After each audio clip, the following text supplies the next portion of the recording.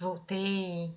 Mais uma vez, o meu vídeo foi interrompido bem no finalzinho, né? Eu acho que é porque eu tô subindo outros vídeos e aí acaba que em determinado momento ele encerra aqui a gravação, tá? Mas só pra gente finalizar o que eu estava falando sobre a recorribilidade, né? O fundamento do agravo de instrumento que se interpõe contra uma decisão proferida em embargos à execução, entendam, o que o STJ estabeleceu é muito importante na prática. Pode parecer, só vai mudar o fundamento legal para a interposição do agravo, mas não, isso modifica a amplitude de cabimento do seu agravo. Por quê? Porque se a gente considerasse que a decisão proferida em embargos à execução seria equiparada a uma decisão em execução, na própria execução, nós cairíamos no fundamento do parágrafo único que permite a recorribilidade por agravo de instrumento para todas as decisões proferidas em execução, independentemente do conteúdo dessa decisão, da matéria dessa decisão.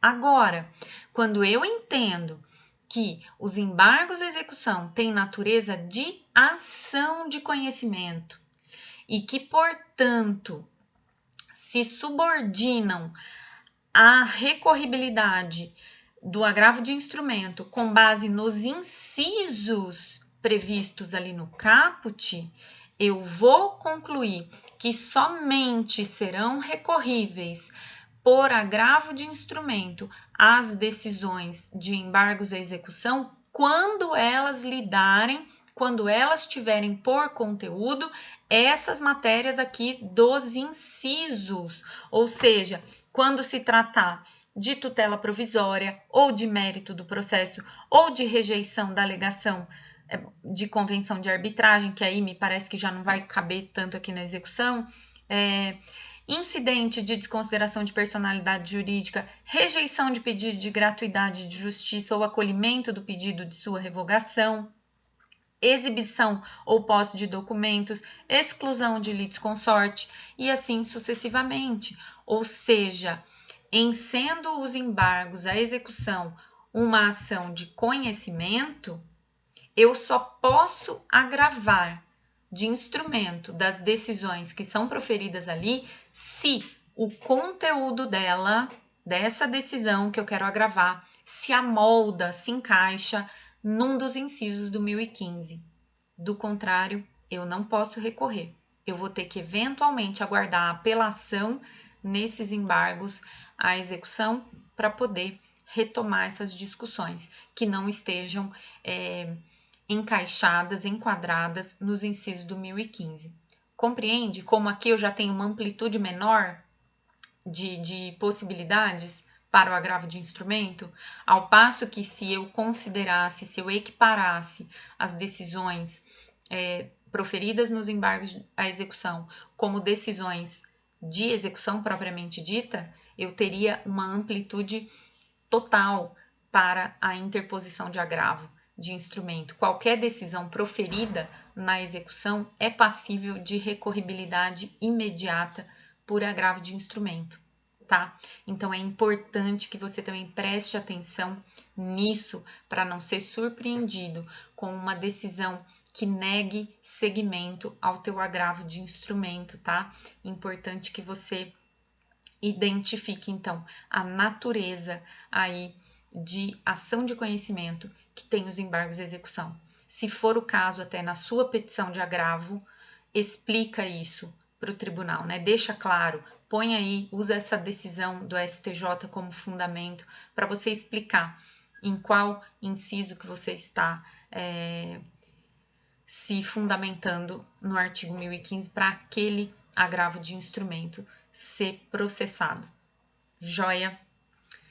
Pessoal, era isso que eu tinha para conversar com vocês. Como eu disse já em outros momentos, nesses vídeos todos, são pequenas reflexões para despertar aí vocês para um estudo mais aprofundado, ainda que voltado para a prática da advocacia, nós teríamos mais 1000 assuntos para tratar, e mesmo os assuntos que tratamos aqui poderíamos ter estendido por muito mais tempo, o que é inviável, o que é impossível, sobretudo, né, nesse formato de vídeos, né, em que a gente não tem a interação, então a aula fica muitas vezes limitada pela falta de participação direta de vocês, tá? Mas de todo modo, eu quero aqui fazer uma última reflexão a respeito da execução, da atividade executiva como um todo. Por que ela é sempre o calcanhar de Aquiles do processo, né? Eu até disse para vocês que normalmente a gente não estuda a execução, o cumprimento de sentença, a gente se preocupa mais com o processo de conhecimento, com a fase de conhecimento e nem tanto com a execução, né? Sendo que a execução tem um aspecto prático tão importante de concretização daquilo que é direito do credor. E possivelmente, assim, essa situação, ela decorre de alguns fatores, ela é multifatorial. E esses fatores, eles podem ser jurídicos, legislativos ou não, né? Podem ser aspectos práticos também. Eu queria só apontar alguns aqui com vocês para despertar aí a curiosidade, a reflexão de vocês, o pensamento de vocês acerca disso. Nós temos, então, problemas de ordem jurídica, de ordem legislativa, que atrapalham a execução, e de ordem prática.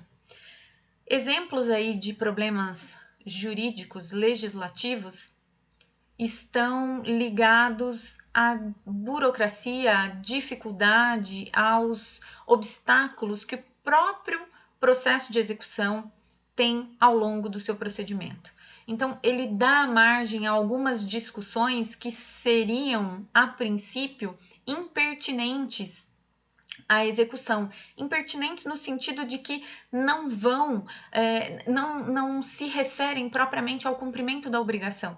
Acabei de falar para vocês aí discussão sobre recorribilidade, discussão sobre cabe ou não cabe medida atípica, qual é o limite dessa medida atípica. Então, todas essas discussões, honorários advocatícios, todas essas discussões, elas acabam travando o processo de execução e também o cumprimento de sentença, né? Aqui eu estou falando do processo de execução por ser a nossa aula, mas é um problema jurídico, legislativo que acaba atrapalhando aí, né? Muitas discussões sobre penhora, impenhorabilidades, jurisprudência que se modifica com constância a respeito desses assuntos, tudo isso gera dificuldade para o processo de execução.